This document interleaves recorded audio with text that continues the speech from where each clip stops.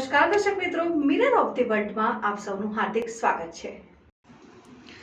મગરપુરાની રાજપૂત સમાજની વાડી ખાતે ક્ષત્રિયાણીઓએ આહવાન કર્યું। રૂપાલાની સાથે ભાજપના વિરોધમાં મતદાન કરાવવા રણનીતિ ઘડાઈ।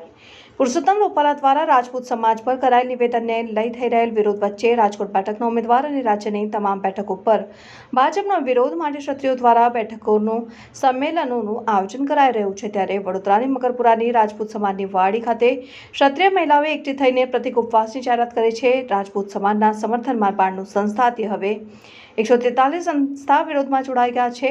અખિલ ગુજરાત રાજપૂત એસોસિએશનના મહિલા પ્રમુખ દશરથબા અને જણાવ્યું હતું કે 21 મહિલાઓ 7 દિવસ સુધી ઉપવાસ કરીશું। રાજપૂત સમાજ અત્યાર સુધી સંયમ અને શિસ્તમાં રહ્યું છે, પરંતુ માંગણી નહીં સંતોષાતા હવે આગામી પરિણામ માટે સરકારે તૈયાર રહેવું પડશે। કરણી સેનાના પ્રમુખ રેખાબા જાડેજાએ જણાવ્યું હતું કે અત્યાર સુધી પ્રાર્થના કરતા હતા, ક્ષત્રિયાણીઓ ઘરમાં જ રહેતી હતી, પણ એક નિવેદનના લીધે અમારે ઘરમાંથી બહાર નીકળવું પડી રહ્યું છે। અત્યાર સુધી વિનંતી હતી, પણ હવે રણનીતિ કરીએ છીએ। દરેક વ્યક્તિ 4 મત ભાજપ વિરોધી નંખાવીશું। 31% રાજ્યના રાજપૂત સમાજ આ વખતે ભાજપ વિરુદ્ધ મતદાન કરી પોતાની એકતાનો પરિચય બતાવશે।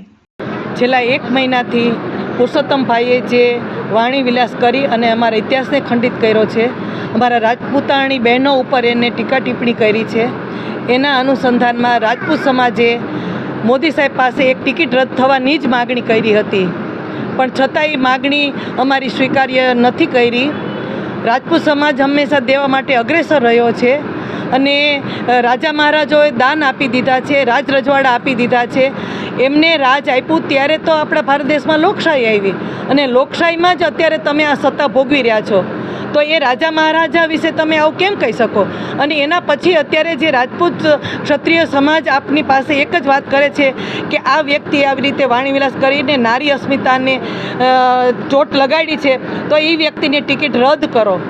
આજે પુરુષોત્તમભાઈને ટિકિટ આપી, એક એવા લીડરને તમે ટિકિટ આપો છો જેની નારીનું સન્માન નથી, ઇતિહાસની એમને ખ્યાલ નથી, તો એવા વ્યક્તિ આગળના ભાવિ પેઢીને શું મેસેજ આપશે? છતાં મોદી સાહેબે એની ટિકિટ રદ નથી કરી, તો હવે રાજપૂત સમાજ એ હંમેશા પોતા માટે ક્યારેય નથી લડ્યો, એને બીજા માટે જ, બીજા પશુ પક્ષી કે પ્રાણી કે અન્ય વ્યક્તિ માટે જ એને સમર્પણને બલિદાન આપ્યા છે। તો એ રાજપૂત સમાજ આજે એની અસ્મિતા ઉપર આવી ગયા છે, અને એ અસ્મિતા માટે થઈ અને આખા ગુજરાતમાં રાજપૂત સમાજ એક થઈ ગયા છે। અને રાજકોટમાં તો આપણે જોયું હશે કે મહાસંમેલન યોજાયું અને એમાં લગભગ 6 થી 7 લાખ પબ્લિક બધા ભેગા થયા હતા। રાજપૂત સમાજની શિસ્ત અને સંયમે દેખાણી કે આ સમાજ ક્યારેય તે ઝઘડો કરવામાં કે પોતાના સ્વાર્થ માટે લડ્યો જ નથી, એ હંમેશા બીજા માટે જ લડ્યા છે, અને છતાંય તે એની નોંધ ન લેવાની, તો હવે ભાજપ સરકારને બહુ ભોગવવાનો આવશે। અમારા સંકલ્પ સમિતિના આદેશ મુજબ 5 ધર્મરથ શરૂ થયા છે, એ દરેક જિલ્લા તાલુકે ને ગામડે અત્યારે ફરી રહ્યા છે। કચ્છમાં તો અમુક જિલ્લાના 10 ગામમાં ભાજપને એન્ટ્રી નથી, સભા નથી થવા દેતા, એટલે કોઈ પણ જગ્યાએ હવે એને પ્રવેશ કરવો એ અઘરો થઈ ગયો છે, અને એવી જાગૃતતા લાવવાના છે કે 100% મતદાન કરે અને ભાજપ વિરુદ્ધ જ મતદાન કરે। હવે 25 સીટ ઉપર અમને રૂપાલાભાઈ જ દેખાય છે, અને એને હરાવવા અમે તન ધનથી પ્રયત્ન કરીશું। ઓછામાં ઓછી 8 થી 9 સીટ જ્યાં રાજપૂત સમાજનું પ્રભુત્વ છે એ ડેમેજ થવાની છે, અને એ અમારી જીત થશે। અમે એ ભાજપ વિરુદ્ધ જ મતદાન કરવાનું છે। એક વ્યક્તિ 10 વ્યક્તિને કેવડાવશું કે તમે ભાજપ વિરુદ્ધ મતદાન કરો।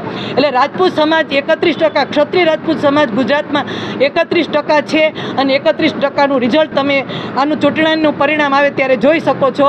એટલે મોદી સાહેબને આ એક ટિકિટ કેટલી મોંઘી પડે છે એ અમને પરિણામ આવે ત્યારે જોવાનું રહ્યું।